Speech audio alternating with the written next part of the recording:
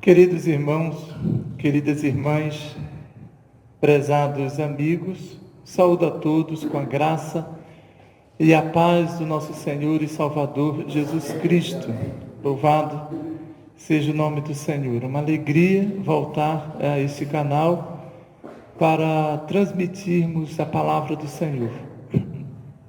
Gosto sempre de lembrar que o nosso objetivo único, exclusivo, é a repercussão da glória de Deus. Às vezes isso sai com defeito porque somos homens e muitas vezes a denominação, muitas vezes o aspecto humano atrapalha um pouco, confunde, mas o nosso objetivo é falar e pregar o Evangelho. Então, é uma honra, uma alegria ter sido escolhido por Deus para esse ministério sagrado. Nós estamos na Igreja Presbiteriana em Éden e essa igreja, ela já prega o Evangelho nessa perspectiva reformada há mais de 70 anos. Na verdade, com precisão, há 75 anos, como uma organização que a igreja vem pregando o Evangelho, e as nossas atividades aqui consistem no domingo, da parte da manhã, nós nos reunimos em oração nas primeiras horas, entre 8 e 9 horas, a partir das 9 horas, em escola dominical, quando nós estudamos a Bíblia, estudamos a Palavra de Deus, estudamos lições. E à noite, às 18 horas, nós temos um culto solene e evangelístico também. E durante a semana temos várias atividades, mas de culto, na terça-feira, nós nos reunimos sempre em oração, e isto é uma tradição da Igreja Presbiteriana. Desde criança eu me lembro, na minha infância, há mais de 50 anos, que a minha família já ia para a igreja às terças-feiras. Então, em todo o Brasil, a Igreja Presbiteriana reserva o dia de terça-feira, à noite, especialmente para a oração. Aqui na igreja nós temos oração pela manhã e também à noite. E às quintas-feiras, que é o caso de hoje, tradicionalmente nós reservamos para estudo bíblico, que nós chamamos estudo doutrinário. Então, a ênfase da palavra de hoje será mais doutrinária, portanto, mais direcionada à igreja, diferentemente de outros encontros nossos, cuja ênfase é mais evangelística, ou as pessoas de um modo geral. Não que quem não é igreja não é o nosso alvo, pelo contrário, né? Nós entendemos que todos precisam ouvir a palavra de Deus, e não apenas a igreja.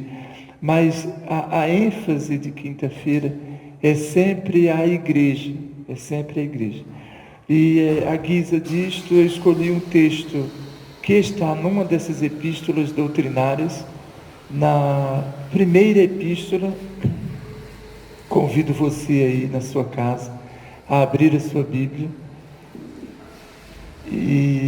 ou clicar, né, como temos dito aqui, clicar no seu smartphone, no seu computador. Muitas pessoas têm a Bíblia agora nestes equipamentos eletrônicos. Então, clique aí ou abra sua Bíblia na primeira epístola aos Tessalonicenses.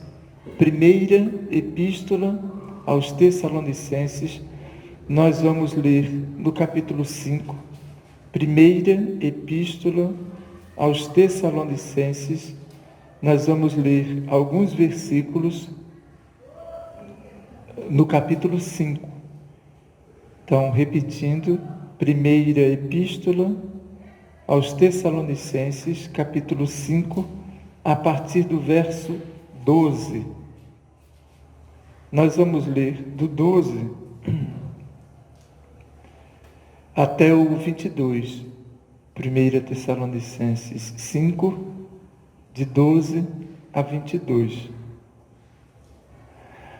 Agora vos rogamos, irmãos, que acateis com apreço os que trabalham entre vós e os que vos presidem do Senhor e vos admoestam, e que os tenhais com amor em máxima consideração, por causa do trabalho que realizam.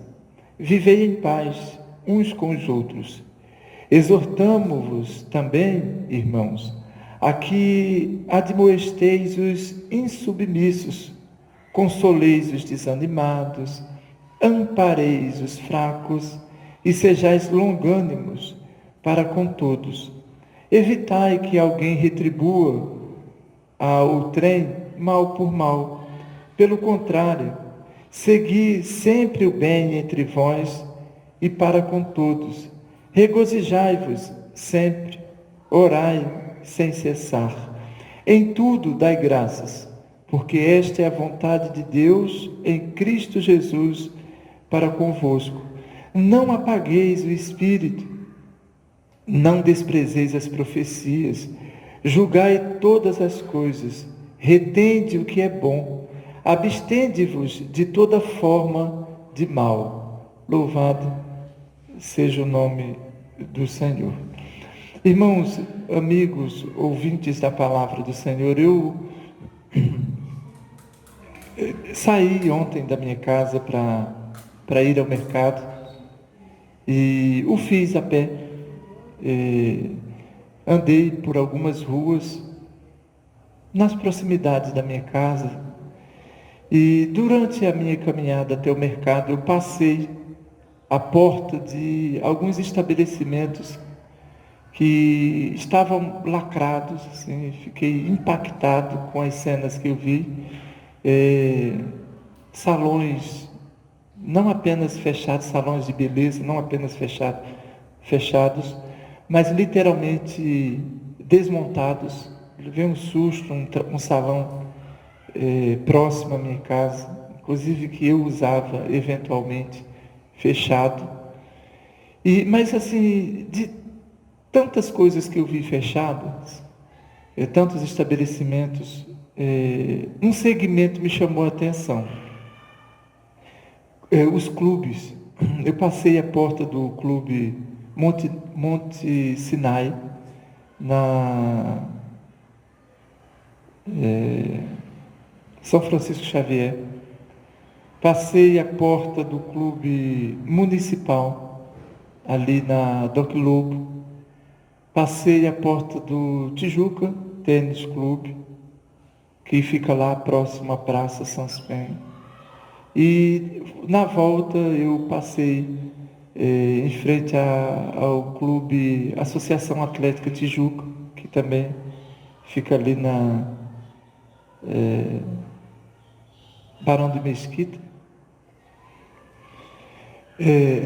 Hoje, vindo para cá, eu passei a porta do Clube América, que fica ali na Campos Sales, e me chamou, assim, eu fiquei impactado com a cena, porque os clubes, em geral, são instituições que se destinam ao lazer da sociedade, e as pessoas pagam para manter os clubes funcionando, são sócios do clube. Aliás, só pode usar o clube quem é sócio. E enquanto eu estava tendo essa experiência, eu comecei a me lembrar da igreja. Em muitos templos, eu passei à porta de muitos templos e estes templos estavam fechados. Templos tradicionais também, no mesmo bairro, estavam fechados. Mas aí me veio à mente uma situação que a gente tem vivido aí, um drama, sobre se a igreja é essencial ou não. E eu fiquei pensando, assim, veja, mesmo que os clubes estivessem funcionando, só podia entrar lá quem é sócio, quem paga uma mensalidade. Só pode usar a estrutura de um clube social quem é sócio desse clube, paga por isso. E fiquei comparando na minha caminhada, foi uma longa caminhada, eu andei alguns quilômetros, aproveitei para fazer minha caminhada. E eu fiquei pensando, a igreja ela é diferente de tudo. A igreja é diferente de tudo. Porque mesmo diante de uma situação inusitada como esta que estamos vivendo de quarentena, a igreja tem funcionado.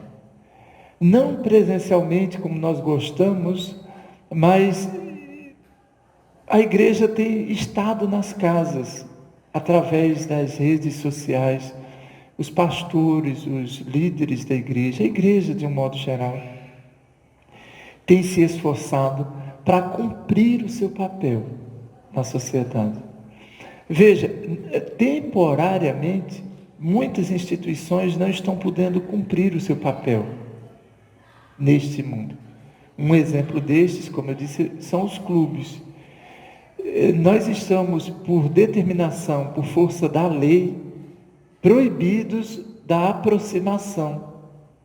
Estamos privados da prática social. Com isso, o clube social, ele se torna irrelevante.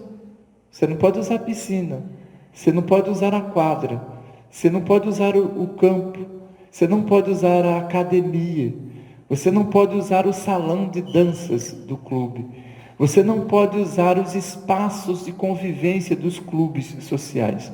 E aí você percebe que num cenário deste, o clube se torna sem relevância. Qual é a relevância do clube?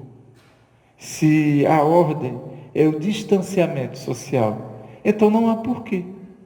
Se permanecesse essa conduta para sempre, os clubes podiam ser fechados. Podia fechar definitivamente.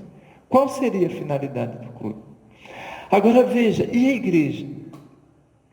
Discute-se se a igreja é essencial ou não. Há uma discussão aí na mídia sobre a essencialidade da igreja. É lógico que a igreja é essencial. É lógico que a igreja é essencial.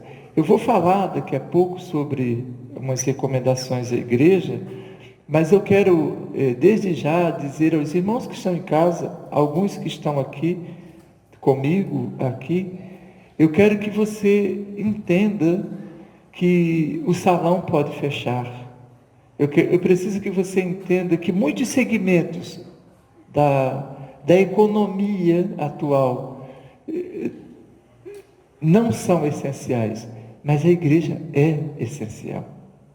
Você já parou para pensar nisso? A igreja é indispensável. Lógico que a igreja é essencial. Hoje é uma data histórica para mim. Há exatamente 25 anos atrás, no dia 23 de abril de 1995, eu estava participando da organização de mais uma igreja. Quis o Senhor dar-me a honra, a alegria de estar neste evento, numa data histórica, participando da organização de mais uma igreja presbiteriana. Como eu me sinto honrado. E hoje, quando eu acordei de manhã, eu lembrei dessa data e agradeci ao Senhor por fazer parte desta história. E essa foi a minha terceira experiência já em 95, porque dentro da minha casa, na década de 70, lá na rua Mauri de Medeiros, nos primeiros anos da década de 70, já os meus pais participavam eu tinha 4 anos em 70, do núcleo nascedouro de uma igreja, na rua Mauri de Medeiros, no número 63. Nós morávamos no número 50, que fica bem em frente à igreja. A igreja fica em frente à nossa casa. E além da nossa família, havia uma outra família lá também. E essas famílias com outras famílias, a nossa e essa família e outras, foram o núcleo nascente do que hoje é a terceira igreja presbiteriana em Caruaru. Então eu estava lá. A igreja foi organizada já quase no final da década de 70, em 1978. Eu já tinha 12 anos, mas Os pioneiros daquele trabalho ali, alguns estão vivos até hoje e não trabalharam em vão. Ali estava nascendo. Então, a minha primeira experiência de ver uma igreja nascer foi ali.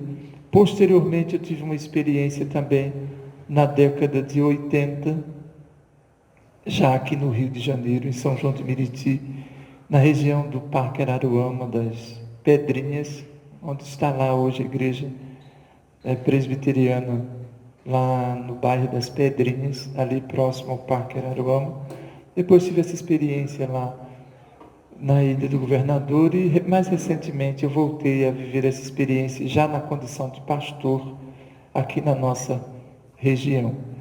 E quando eu penso nisso, assim, quando eu paro para pensar na relevância da igreja, eu fico assim, me sentindo tão lisonjeado de ter sido escolhido por Deus para ser igreja, para ser igreja.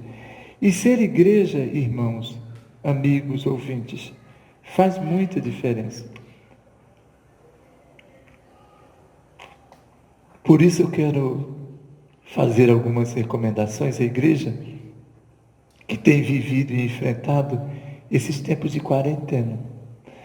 A igreja não precisa enfrentar esta situação como todo mundo está enfrentando, porque ela é igreja, e isso faz toda a diferença. Nós precisamos recorrer a esta condição sublime de ser igreja para atravessar os tempos, as épocas. Todo mundo está enfrentando, porque ela é igreja, e isso faz toda a diferença. Nós precisamos recorrer a esta condição sublime de ser igreja para atravessar os tempos, as épocas e os momentos que nós vivemos. A igreja, ela nasceu num contexto de bastante diversidade. A igreja nasceu quando quem mandava no mundo, politicamente, economicamente, socialmente falando, era o Império Romano. E todo mundo que lê um pouco da história sabe da hostilidade que foi uma marca do Império Romano. Os imperadores eram cruéis, hostis, impiedosos. Quem nunca ouviu falar da fama de Nero, né, um dos piores dos imperadores romanos? Quem nunca ouviu falar da crueldade deste imperador? E o primeiro século foi terrível na vida da igreja. Os dias que nós estamos vivendo hoje, de pandemia, de quarentena, nem se comparam com aqueles dias, nem se comparam. A igreja era tenazmente perseguida, brutalmente maltratada. E os primeiros cristãos, eles tiveram que enfrentar duras adversidades. A epístola aos Tessalonicenses, ela, segundo a tradição, é um dos primeiros escritos da igreja. Embora na ordem em que estão os livros do Novo Testamento apareça quase no final, né, já são as últimas cartas doutrinárias, na verdade, Tessalonicenses foi escrito antes de Mateus, antes de Marcos, antes de Lucas, antes de João. Aliás, para muitos estudiosos, o primeiro escrito do Novo Testamento é Tessalonicenses. De acordo com estes estudiosos, Tessalonicenses foi escrito ali na metade do primeiro século, entre os anos 48 e 50, 50 e pouco do primeiro século. Esse documento, esse livro, esse escrito sagrado, portanto, foi assim, um dos primeiros escritos sobre a igreja. E o contexto era bastante diverso. Tessalônica é uma cidade que era a capital da Macedônia, né? Então era uma importante cidade no primeiro século. Seria hoje como São Paulo é para o Brasil, né, ou Rio de Janeiro, ou uma dessas grandes capitais, né, é para o Brasil. Tessalônica era assim, era uma cidade muito importante. E Paulo, ele veio pregando o Evangelho, né, juntamente com outros apóstolos, a partir de Antioquia, e fizeram a primeira viagem pregando o Evangelho. E na segunda viagem, quando nasce a igreja de Tessalônica, eles chegaram a Tessalônica nessa segunda viagem e começaram a pregar o Evangelho. Estava nascendo uma igreja. Talvez você esteja se perguntando aí em casa, ou aqui comigo, se essa igreja ainda está de pé. Fisicamente, não. Porque a finalidade nunca foi esta de construir edifícios, templos, propriedades na terra.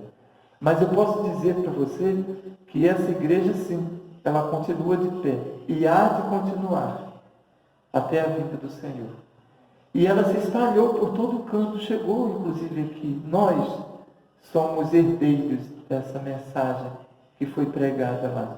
Embora a igreja histórica não esteja lá e nem sabemos se havia um templo ali do jeito que nós gostamos, ou uma organização do jeito que as pessoas pensam na igreja em termos institucionais, mas a fé, o essencial da igreja de Tessalônica permanece até hoje.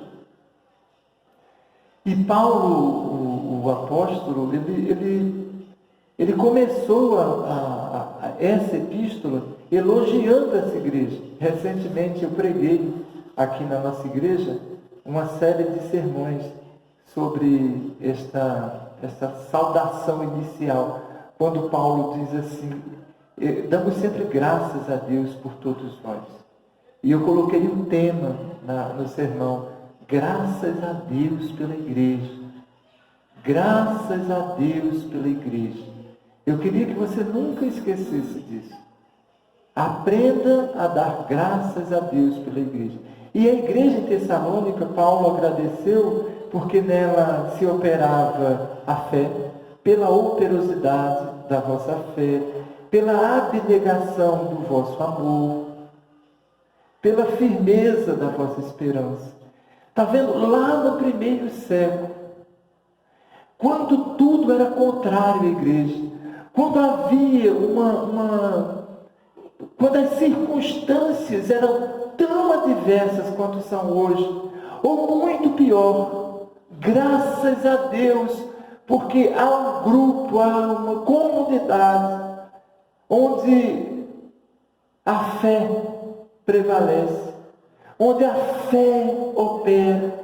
Graças a Deus, porque em meio a toda a dificuldade do primeiro século, em meio a tanto sofrimento, há um amor abnegado. Existia um grupo naquela época envolvido, dominado, possuído de um amor que era pelo outro, de um amor sacrificial. Paulo diz: eu dou graças a Deus pela igreja, graças a Deus, porque é um grupo, trata-se de um grupo de pessoas que tem esperança. Veja, a igreja não está viva hoje. Nós não vivemos a igreja de Tessalônica hoje. Você olha nos 4 cantos da terra e, embora os clubes estejam fechados, embora os salões de beleza estejam fechados, a fé é celebrada dentro dos lares. Isso ninguém pode fechar. A fé é contemplada, é vivida, vivenciada. O amor é praticado. A esperança é vivida em cada vida, em cada coração destas pessoas que se constituem na igreja de Jesus. Louvado seja o nome do Senhor por isso. Esta é a igreja em Tessalônica.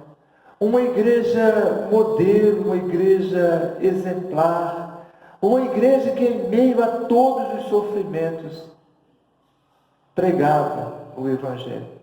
E aí eu escolhi, irmãos, este texto aqui, para fazer o texto que lemos no capítulo 5, para fazer algumas recomendações nesse momento em que todos nós estamos vivendo uma expectativa muito grande, que, aliás, muito parecida com a igreja de Tessalônica também, porque, para muitos estudiosos, as duas cartas da igreja de Tessalônica tinham a finalidade principal de exortar a igreja, admoestar a igreja, advertir a igreja, de avisar a igreja sobre a iminente volta de Jesus.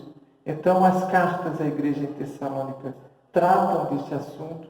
Aqui mesmo, nesse capítulo 5, o apóstolo fala um pouquinho antes sobre a necessidade de vigilância. Vivia-se essa expectativa, mas vós, irmãos, não estáis em trevas, para que esse dia, como ladrão, vos apanhe de surpresa. Verso 4 aí, do capítulo 5. Porquanto vós todos sois filhos da luz e filhos do dia, nós não somos da noite nem das trevas. Assim, pois, não durmamos como os demais, pelo contrário, vigiemos e sejamos sóbrios. Ora, os que dormem, dormem de noite, e os que se embriagam, é de noite que se embriagam.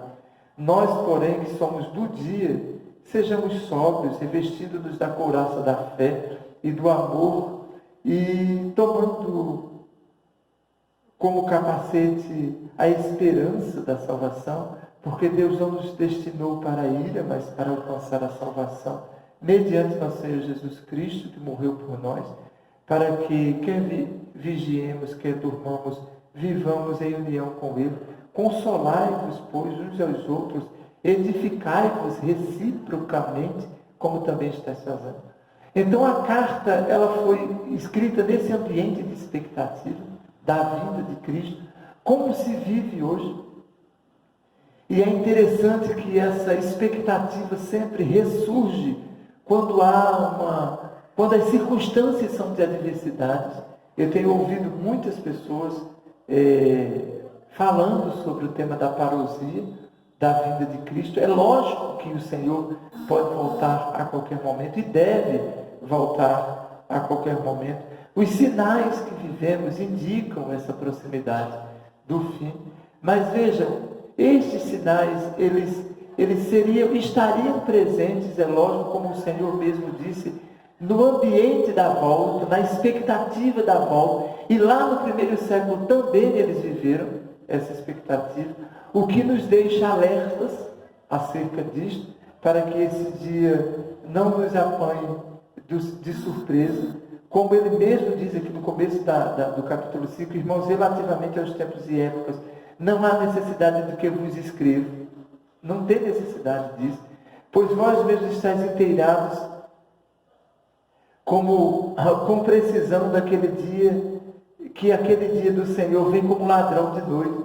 Então, quando andarem dizendo paz e segurança, está aí verso 2 do capítulo 5, quando disserem então a paz e segurança, eis que lhes sobrevirá repentina destruição, como vêm as dores de parto que está para dar à luz, e de nenhum modo escaparão. Então, havia essa expectativa no primeiro século, porque o ambiente era parecido com este. Há essa expectativa hoje, da mesma forma, o próprio Senhor nos alertou acerca disto, que esses sinais, que essas situações, que estas circunstâncias indicavam o ambiente propício, o cenário da vinda. Então, como não sabemos o dia e a hora, nem os irmãos da igreja lá em Tessalônica do primeiro século sabiam, nem nós sabemos, nem o filho sabe, como ele mesmo disse, apenas o pai sabe. Nessas circunstâncias, as nossas expectativas em relação à vida do Senhor, elas se acentuam naturalmente. Mas o que eu quero falar aqui à igreja são recomendações, conselhos que são essenciais essenciais à igreja, em qualquer época. Em tempo de quarentena, sim. Em tempo de quarentena. Em tempo de pandemia, sim, em tempo de pandemia. Mas em qualquer tempo. Quando essa situação passar, e nós oramos para que ela passe, você deve celebrar e ter essa conduta num ambiente de paz, num ambiente de harmonia, num ambiente de normalidade, como nós chamamos, independentemente das adversidades. E aí, quais são estas recomendações? Eu quero fazer apenas 3. Há aqui várias recomendações, várias. Mas assim, o tempo não nos permite nos alongar tanto. Então eu quero fazer apenas 3 recomendações acerca a minha igreja que está em casa, que está aqui, é você que está me ouvindo, que é igreja ou que não é igreja também. E quero extrair essas recomendações do texto. A primeira recomendação está aí no verso 12. Agora vos rogamos, irmãos, que acateis com apreço os que trabalham entre vós e os que vos presidem no Senhor e vos admoestam. Então, a primeira recomendação que eu quero fazer à minha igreja, aos meus amigos, aos ouvintes da palavra de Deus, é que respeitem aqueles que trabalham na igreja.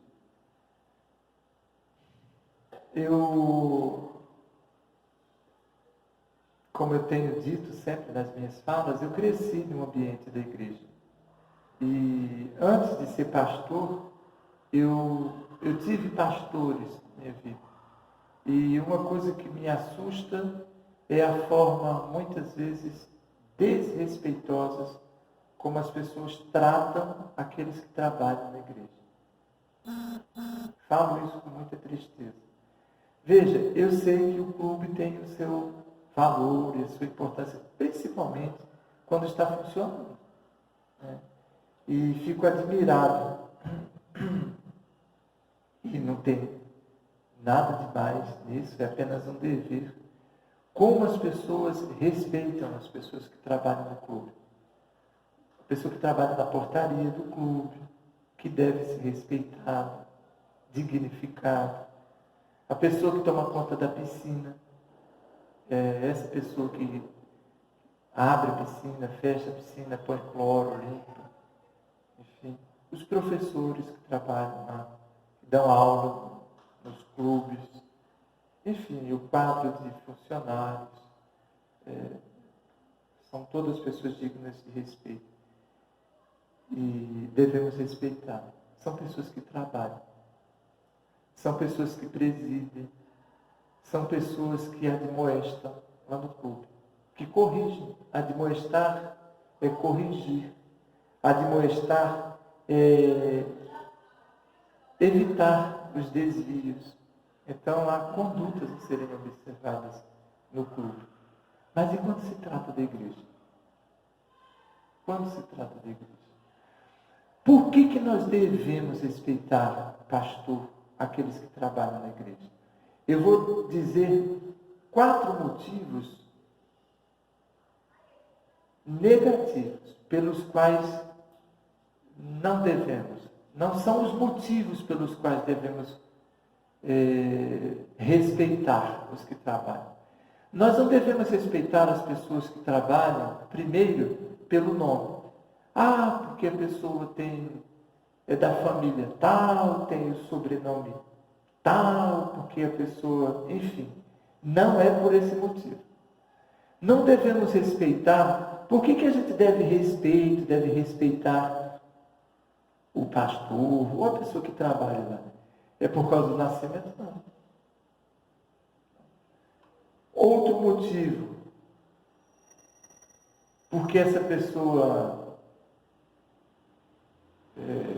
possui uma posição social relevantes? Também não. As pessoas que trabalham na igreja não devem ser respeitadas porque elas têm um nome, porque elas são de nobre nascimento. Aliás, na carta aos Coríntios, Paulo disse que Deus não chamou pessoas de nobre nascimento. Talvez por isso, para ninguém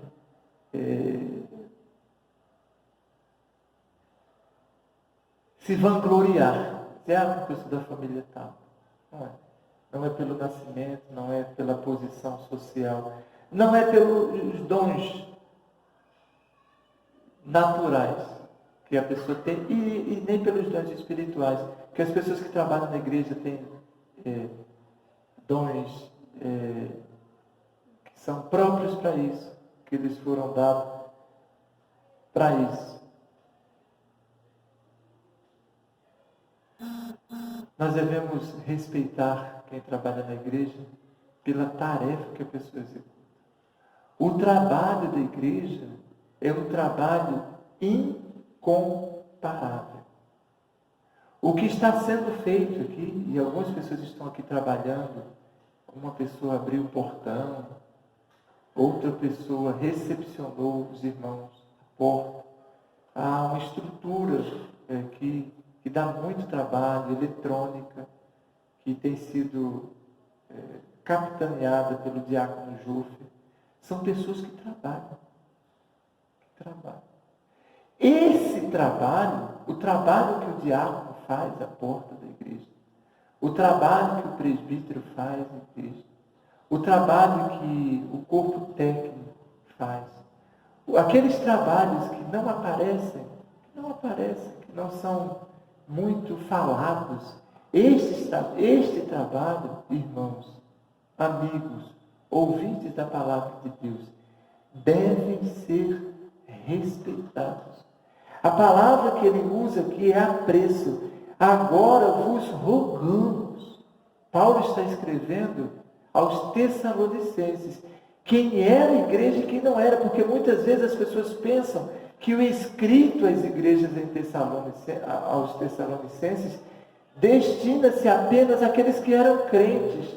Mas esses escritos são para os Tessalonicenses. Nem todo mundo em Tessalônica era igreja.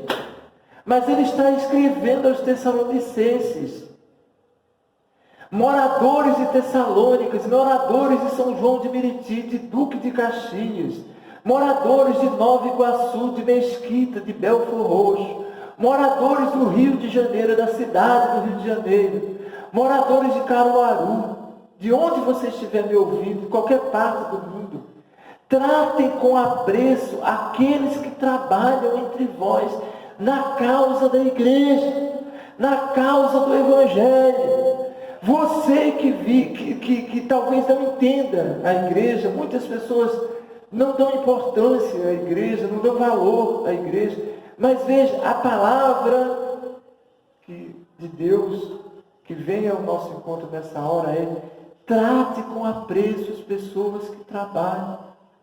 E aqui ele usa 3 verbos diferentes para estas pessoas. Primeiro ele diz os que trabalham. Trabalhar implica em liderar, implica em liderança.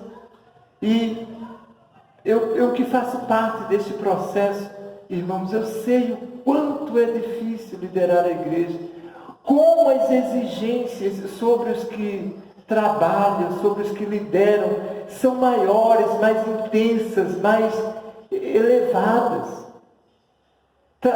Trate com respeito aqueles que trabalham. Depois ele diz assim, trabalham entre vós, os que vos presidem. Presidir, né? Outro verbo que ele usa aqui, para se dirigir a essas pessoas que trabalham. Está relacionado à supervisão do trabalho. Dentro da igreja há dezenas, centenas de trabalhadores, mas há aqueles que supervisionam. Na escola dominical, por exemplo, a superintendência da escola dominical, que responde perante o conselho, que responde perante o presbitério, que responde perante o sínodo, que responde perante o Supremo Concílio. Tenha apreço, tenha respeito pelas pessoas que presidem, pelas pessoas que estão supervisionando o trabalho. A cobrança a estas pessoas será bem maior do que daqueles que são supervisionados. Ele usa outro verbo aqui. Aqueles que trabalham, aqueles que presidem e vos admoestam. Admoestar. Como é difícil ser um trabalhador admoestador. Admoestar é advertir. Admoestar é alertar as pessoas sobre os erros, sobre os desvios. E esse trabalho é um trabalho tido no nosso meio como um trabalho antipático. Porque você fica o tempo todo dizendo às pessoas, olha, cuidado, isso que você está fazendo não é certo. E parece que você está sendo chato, porque na verdade você está trabalhando para evitar os desvios. Você está trabalhando para evitar que as pessoas caminhem de forma equivocada dos seus erros. O apelo, o primeiro apelo é esse. Eu disse que falaria de 3, mas o primeiro apelo é esse. Eu peço a vocês, agora, irmãos, eu não peço, eu rogo, irmãos, que vocês tenham respeito pelas pessoas que trabalham. Segundo, verso 13, verso 14, ele diz assim, porque no 13 ele vai continuar, falando sobre os que trabalham, que os tenhais com amor e máxima consideração por causa do trabalho que realizam. Entendeu? A questão de respeitar não é porque estas pessoas possuem qualidades especiais, que trabalham. Não é porque essas pessoas são de nobre nascimento. Não é porque essas pessoas possuem dons especiais. Não. Não é porque essas pessoas são de posição social elevada. O motivo pelo qual nós devemos respeitar quem trabalha é por causa do trabalho que realizam. E que os tenhais com amor em máxima consideração por causa do trabalho que realizam. O trabalho do clube tem relevância. O trabalho do salão de beleza tem relevância. Mas veja, o trabalho da igreja é essencial. Quando você estiver pensando no trato que você deve dar a alguém que trabalha pela igreja, pense nisso. Eu não vou ter apreço por essa pessoa, eu não vou ter respeito por essa pessoa porque ela tem qualidades. Não porque ela é de nobre nascimento, não porque essa pessoa tem uma posição social elevada, não é nada disso. Não é porque essa pessoa tem dons diferenciados, não. Mas eu vou respeitar essa pessoa pelo trabalho que ela realiza. Um trabalho insubstituível, um trabalho relevante. Se eu pudesse falar aqui do trabalho que eu pude ver e acompanhar lá na minha igreja de infância, lá em Caruaru, na década de 70. Ninguém poderia fazer o trabalho que a igreja fez lá. Quantas vidas foram transformadas, e talvez muitas destas estejam me ouvindo ou vai me ouvir, através do trabalho que a igreja realizou lá na rua Amaury de Medeiros, no número 63. Quantas vidas foram transformadas, abençoadas?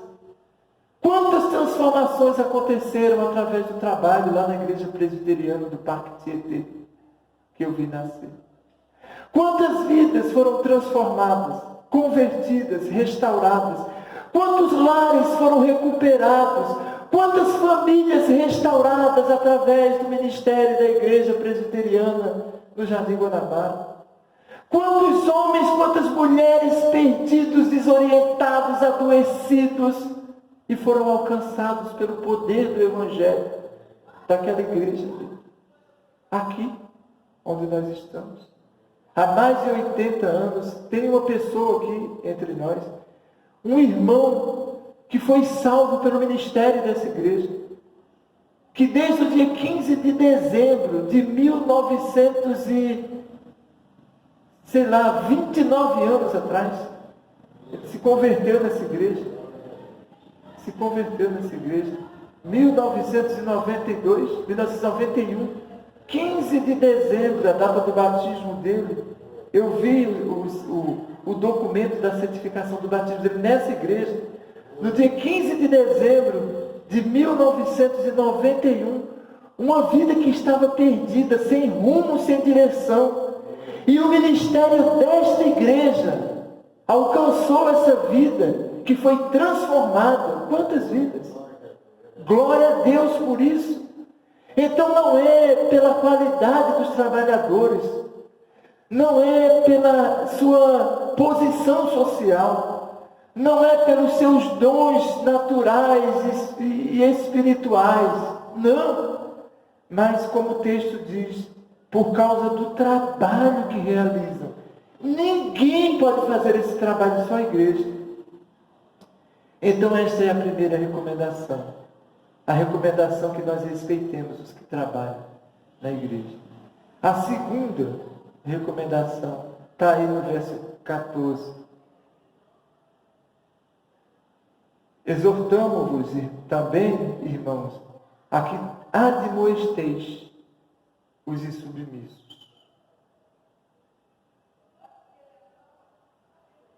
Consoleis os desanimados, ampareis os fracos, ampareis os fracos, e sejais longânimos para com todos. Então, a segunda recomendação que eu faço à igreja, e aí especificamente, exclusivamente, por problemas. Veja, é uma exortação. A exortação é diferente da admoestação. Exortar é incentivar, é motivar. Então, agora, exortamo-vos também, irmãos, aqui admoestais. A primeira coisa que ele pensa e aí, esse aqui é o primeiro necessitado na igreja. Ele disse que era para cuidar dos necessitados. Nós temos no nosso meio pessoas que precisam ser admoestadas, porque são insubmissas. São pessoas que estão com problema no nosso meio. Uma pessoa que precisa ser admoestada, ela está com problema tanto quanto aqueles que estão desanimados e que estão fracos. A insubmissão é um problema de conduta que precisa ser corrigido. O insubmisso, ele é insubmisso em todas as esferas da vida. Ele é insubmisso na vida social. Não respeita normas. Não respeita regulamentos. Não respeita. Eu fui ao mercado ontem, como eu disse, saí caminhando e fui a 3 mercados. E os mercados já estavam exigindo o uso da máscara. Eu quero aproveitar e agradecer aqui. Eu acabei de ganhar uma máscara.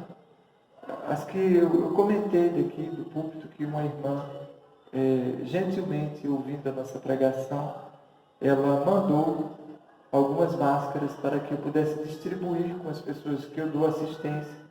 E eu distribuí, viu, irmã? A irmã Helena, se ela estiver ouvindo, se ela vai ouvir essa palavra, eu quero agradecer todas as máscaras que a senhora deu. Gentilmente eu levei as pessoas necessitadas e eles receberam com gratidão e quero transmitir aqui a gratidão dessas pessoas à senhora. E aí uma irmã daqui da igreja, membro da igreja, que me alertou ontem sobre o uso da máscara, eu comentei com ela hoje que eu fiquei à porta do mercado, não podia entrar no mercado sem a máscara. E aí ela gentilmente providenciou uma máscara, já peguei, está lá no carro. eu vou precisar usar a máscara e quero agradecer por isso. Muito obrigado. E aí eu quero dizer para você que é uma norma. É uma norma. Foi estabelecido pelo poder municipal, a Prefeitura do Rio, estabeleceu uma norma. Não pode circular pela cidade do Rio de Janeiro sem uso de máscara. Uma pessoa insubmissa é uma pessoa que diz assim, eu não quero nem saber. Eu vou sair por aí. Você não pode. Não pode. Sabe por que não pode? Porque isso é uma norma. A partir do momento que se transforma numa norma, não pode. Quando a igreja estabeleceu a suspensão das atividades, ela o fez em obediência a uma determinação das normas superiores. O secretário-geral da Organização Mundial de Saúde disse que havia uma pandemia, os governos decretaram quarentena e a igreja, em obediência à palavra do Senhor, submissa à vontade do Senhor, acatou a decisão. Ele diz aqui para mim e para você, exortamo-vos também, irmãos, a que admoesteis, corrijais os insubmissos, que não obedecem às normas sociais, cívicas, espirituais. A igreja tem normas, regulamentos. Não cabe, irmãos, desacato. Não cabe. E aqui vai um conselho. Para que, e o apóstolo diz à igreja, eu exorto-vos, eu incentivo-vos a que vocês admoestem essas pessoas insubmissas. Outra necessidade que pode surgir entre nós, e aí pode ser que haja, inclusive, na minha igreja, pessoas assim, desânimo. Está aí, ó. Admoestem os insubmissos, consolem os desanimados. Consolar as pessoas que estão desanimadas, abatidas, preocupadas, tristes. Um ambiente de perseguição como na igreja do primeiro século. Um ambiente de adversidade como o que a igreja viveu no primeiro século. As circunstâncias que vivemos atualmente naturalmente causam abatimento. A proibição de sair. A reclusão social. O afastamento, o distanciamento. Essas situações que nos privam da convivência amiga, companheira, que nos é tão comum, isso causa abatimento. Há muitas pessoas abatidas. Eu tenho visto isso. É evidente no semblante das pessoas que esta situação, que estas circunstâncias têm nos abatido a todos nós, e isso independe se somos igreja ou não. Estamos abatidos porque não podemos fazer o que gostamos de fazer. Estamos abatidos porque estamos privados uns dos outros. Estamos abatidos porque as coisas que nos são básicas, que nos dão prazer, nós não podemos fazer. E enquanto eu caminhava ontem pelo bairro, vários quilômetros, eu acho que eu circulei uns 10 quilômetros, como aquele cenário do comércio fechado, das lojas tradicionais fechadas, restaurantes, bares, tudo fechado. Como aquele cenário é triste, Não temos alegria nas nossas ruas. Passei a porta do estádio, que é um ponto de encontro para partidas de futebol, de alegria, de festa, de abraço, fechado. Prestes a dar lugar a um hospital campanha, um lugar que se destina à alegria naturalmente, muito provavelmente nos próximos dias se destinará à angústia, à tristeza, ao choro. E a palavra é esta. Eu exorto também aos irmãos que, além de admoestar os insubmissos, que consolem as pessoas que estão desanimadas, as pessoas que estão abatidas, as pessoas que estão preocupadas, as pessoas que estão tristes. Está vendo a relevância da igreja? Está vendo como a igreja é relevante? Sua igreja possui de forma eficaz este ministério que, como o apóstolo disse aqui, é o trabalho que a igreja realiza.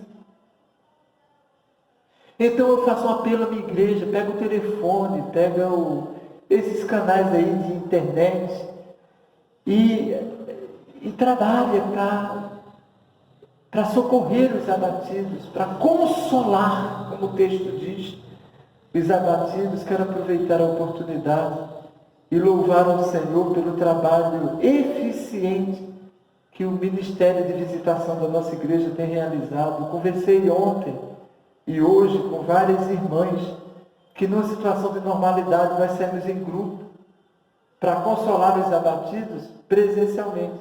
Em virtude da quarentena, nós temos feito isso por telefone e o trabalho tem sido feito de forma muito eficiente.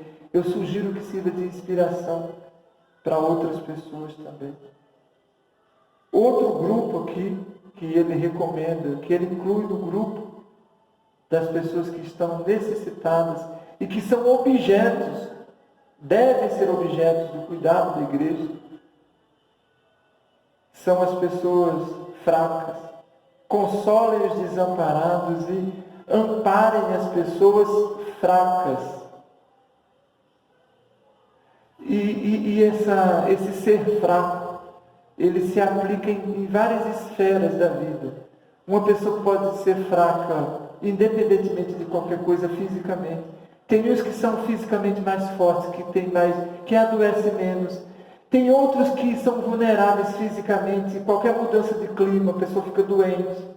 Que qualquer vírus, qualquer bactéria afeta essa pessoa. E há pessoas que fisicamente são mais resistentes, adoecem menos, se abatem menos.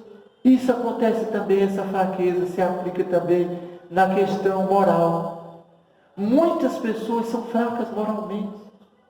E no meio dessa situação que nós estamos vivendo, estão inclinadas aos desvios morais. Sim. Ele está dizendo aqui para mim e para você, ampare essa pessoa, para evitar que a fraqueza dela a leve a condutas morais indecentes, que não se alinham com a vontade de Deus. Ele está fazendo um apelo aqui, ampare essas pessoas que são fracas, fisicamente, que adoecem à toa, moralmente, que se sentem tentadas por tudo, espiritualmente, que não conseguem orar, que não conseguem ler a Bíblia, que não conseguem ser igreja. É um apelo, eu faço um apelo que essas pessoas sejam amparadas. Veja quem está fraco na fé, quem não está conseguindo ler a Bíblia, quem não está conseguindo orar, quem não está conseguindo cantar os hinos, quem não está conseguindo ser igreja num ambiente, numa situação, numa realidade de quarentena, e ampare essa pessoa, utilizando o mecanismo que você puder.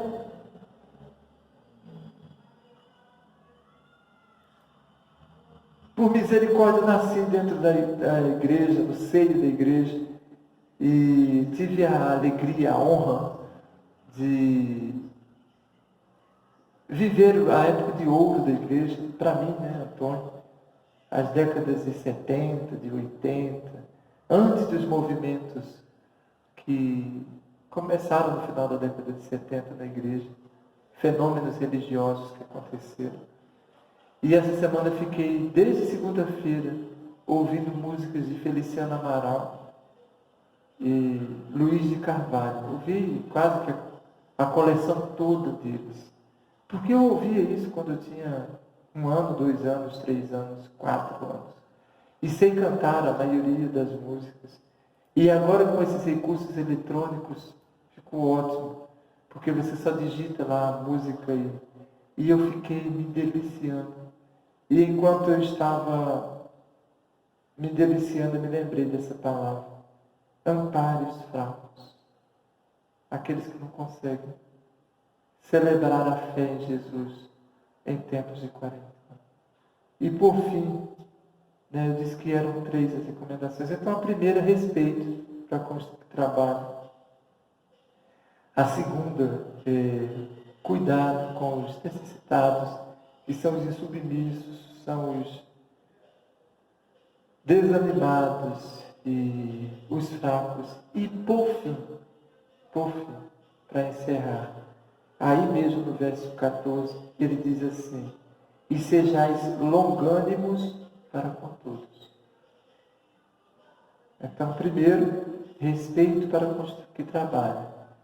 Segundo, cuidado para com os necessitados, que aqui nós mencionamos 3 grupos aqui: os insubmissos, os desanimados e os fracos. E em terceiro lugar, longanimidade para com todos. Longanimidade é a mesma coisa que você dizer seja muito paciente com todas as pessoas.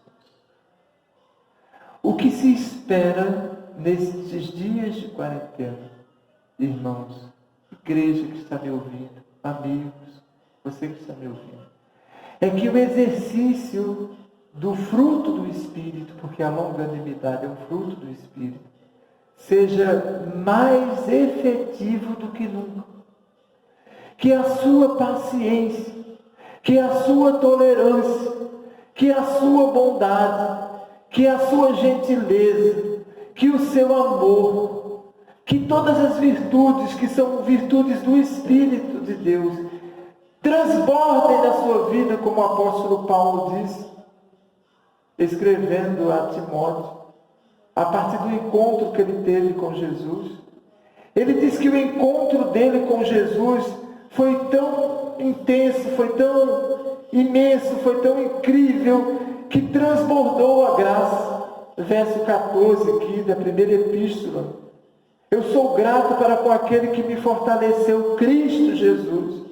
E é dele que vem essas virtudes, Cristo Jesus, nosso Senhor, que me considerou fiel, designando-me para o ministério. Paulo dizendo a Timóteo: a mim que noutro tempo era blasfemo e perseguidor e insolente, mas obtive misericórdia, pois o fiz na ignorância e na incredulidade. Transbordou, porém, a graça de nosso Senhor com a fé e o amor que há em Cristo Jesus. Então, que em tempo de quarentena, que em tempo de pandemia, que em tempo de reclusão e de afastamento social, que haja na sua vida esse transbordar de Cristo, esse transbordar da graça de Jesus, esse transbordar da fé, esse transbordar do amor que há em Cristo. Glória a Deus por isso. É isso. São estas as recomendações. Respeitem os que estão trabalhando, que trabalham, porque o trabalho é do Senhor, a obra é do Senhor. Acuda, assista, ampare os necessitados, seja de que natureza for, sejam os insubmissos e que esfera for em submissão, sejam os desanimados, sejam os fracos, mas também, nestes dias, exerça a longanimidade na sua plenitude. Se você não está desfrutando disso, peça ao Senhor que a faça transbordar na sua vida. Quiçá para você amparar as pessoas da sua própria casa, seus vizinhos, seus amigos. Que a longanimidade transborde na sua vida de tal maneira que a pessoa que recebe o seu WhatsApp ou a sua mensagem pelo Instagram, ou pelo Facebook, ou por que canal for, pelo telefone, ela perceba e reconheça que você está com o Senhor, que você está transbordando de Jesus, e isso transborde de tal maneira que a casa do outro, mesmo distante a quilômetros de você, seja alcançada e agraciada com o dom, com a graça do Senhor Jesus. Como eu disse no início, há muitas outras recomendações. Aqui ele vai fazer uma série de declarações a partir do verso 15. Mas o que eu queria dizer à igreja hoje era isso. Eu queria que você guardasse essas 3 recomendações. Apenas repetindo para você não esquecer. Trate com respeito as pessoas que trabalham. Porque o trabalho que nós realizamos é que merece esse respeito. Segundo, cuide das pessoas necessitadas. Uma pessoa que é insubmissa é uma pessoa necessitada. Uma pessoa desanimada é uma pessoa necessitada. Uma pessoa fraca é uma pessoa necessitada. E por fim, seja longânimo. E essa longanimidade não é só com os domésticos da fé. Essa paciência, essa compreensão, esse amor, não é só com os de casa. Ele diz aqui, seja longânimo para com todos. Longânimo para com todos. Que o Senhor Jesus abençoe a sua vida, a sua casa e a sua família. Com a certeza de que o trabalho que nós estamos fazendo é essencial e não é inútil. Que o Senhor vos abençoe. Nós vamos orar e em seguida eu estarei pronunciando a bênção do Senhor, encerrando assim este nosso encontro. Pai querido, nós te louvamos, Senhor, por teres nos escolhido para realizar esse trabalho. E não foi porque haja qualidade em nós, não foi porque somos de nobre nascimento.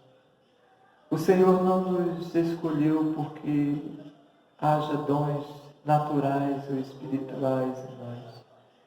Nós te louvamos, Pai querido, porque o Senhor nos escolheu para realizar uma obra que é tua, a obra do Senhor, o trabalho do Senhor. Bendito seja o teu nome.